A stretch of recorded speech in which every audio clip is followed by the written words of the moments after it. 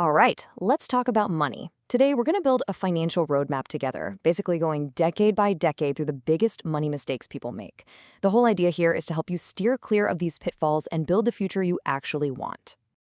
Okay, so what is this number all about? $335,000. That right there is the potential cost, the price tag really, of waiting just 10 years to start investing for retirement. Yeah, a single decision you make in your 20s can have $250,000 impact later on. It's kind of staggering when you think about it. And that's the big question, right? Because it's not just about investing early. From buying the wrong car to, claiming Social Security at the wrong time, every single age has its own unique financial traps. So let's do this. Let's break them all down one decade at a time. All right, first up, your 20s. This is it. This is the foundation. I mean, the habits you build right now will literally, and I mean literally, compound for the rest of your life. And the single biggest mistake you can make? It's just not starting at all. And this slide, man, this just shows you the raw power of time. It's incredible.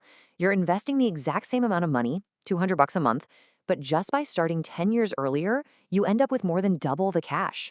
Just let that sink in for a second. Those first 10 years of investing, they count for more than half of your final nest egg. It's all because your money had that extra decade, that extra runway to grow. Okay, another huge mistake in your 20s is totally neglecting your credit.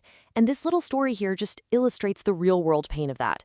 I mean, even if you're amazing at avoiding debt, which is great, having no credit history can completely lock you out of big life stuff, like getting an apartment or a car. So the key is really simple. Just start small. Get a basic credit card, use it for like gas or groceries, and set up automatic payments. That's it. Oh, the new car temptation. This is a major financial trap in your 20s. Seriously, with average payments for new cars just soaring past $700 a month, you need a guardrail. And this rule, the 20-4-10 rule, is it. It's super simple. If the car you want doesn't fit into this framework, it's a crystal clear sign that you just can't afford it, period. So why do so many people live paycheck to paycheck? A lot of the time, it comes down to something super basic: no budget. It's so true, right? When you don't actually track where your money is going, it is shockingly easy to overspend, and then, bam, you're in debt, just trying to cover your regular bills. But here's the good news. Something like 84% of people who started budgeting said it's what helped them get out of debt. It works. All right, let's jump into the 30s. This is where life starts to get, well, a lot more complex. You're probably hitting your prime earning years, which is awesome, but you're also dealing with much bigger life events. In the financial mistakes here, they tend to be more about these huge lifestyle choices. First up, the wedding.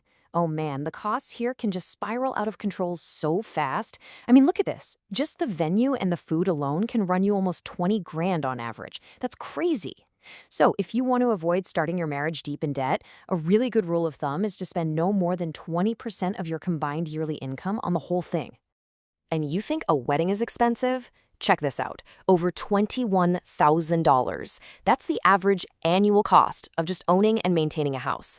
So many people in their 30s make this mistake. They buy too much house. They just look at the mortgage payment and totally forget to budget for all the other stuff. Taxes, insurance, repairs, utilities. It all adds up. And this one, lifestyle creep. This is the silent killer of building wealth in your 30s. It's so subtle. You get a raise, so you get a nicer car. You get a promotion, so you move into a bigger house. See the pattern? If you let your spending rise right alongside every single pay bump you get, you're just running in place. You never actually get ahead. Okay, now for the 40s. If your 20s were about starting the engine, and your 30s were about getting on the highway, your 40s are about putting the pedal to the metal. You're probably established in your career by now, and this is the critical time to just accelerate those retirement savings and, really importantly, protect everything you've worked so hard to build. So, are you on track? Here's a key benchmark to think about.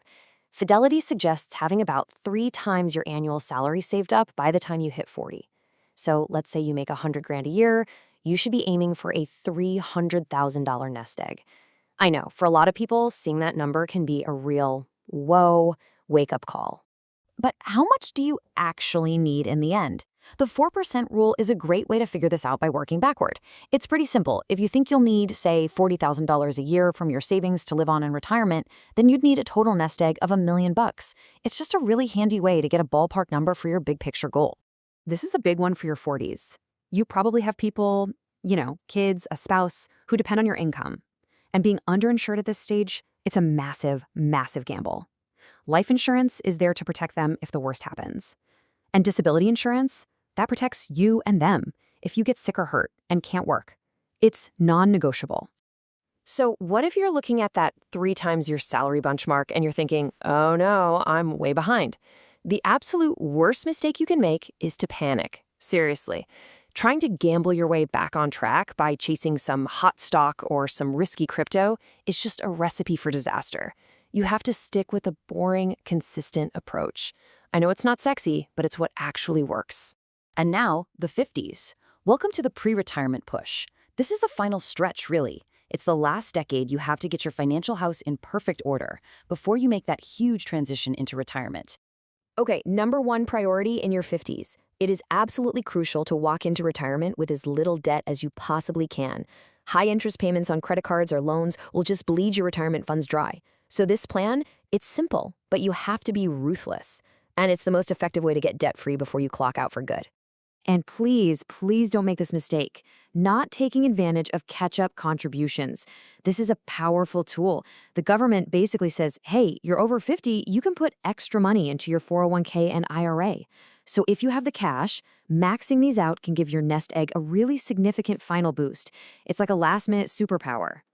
All right, we've made it to the 60s. And this decade, this is one of the biggest mental shifts you'll ever make. Think about it. For your entire life, you've been focused on saving, on accumulating wealth. Now, you have to completely flip the script and learn how to strategically and, just as importantly, confidently spend it.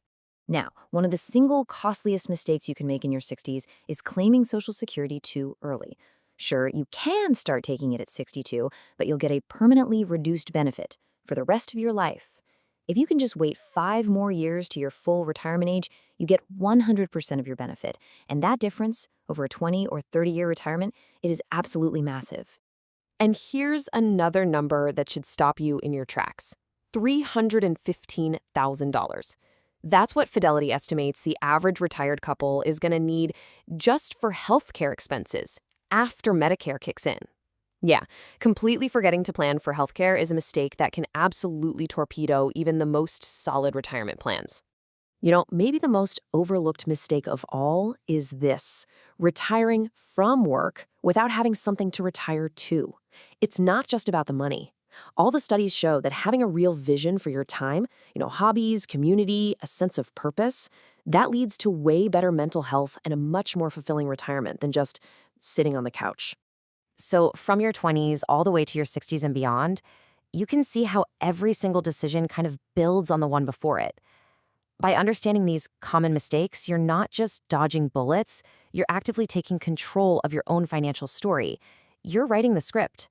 So the real question is, what's the next chapter going to be? What choices will you make today to shape that tomorrow?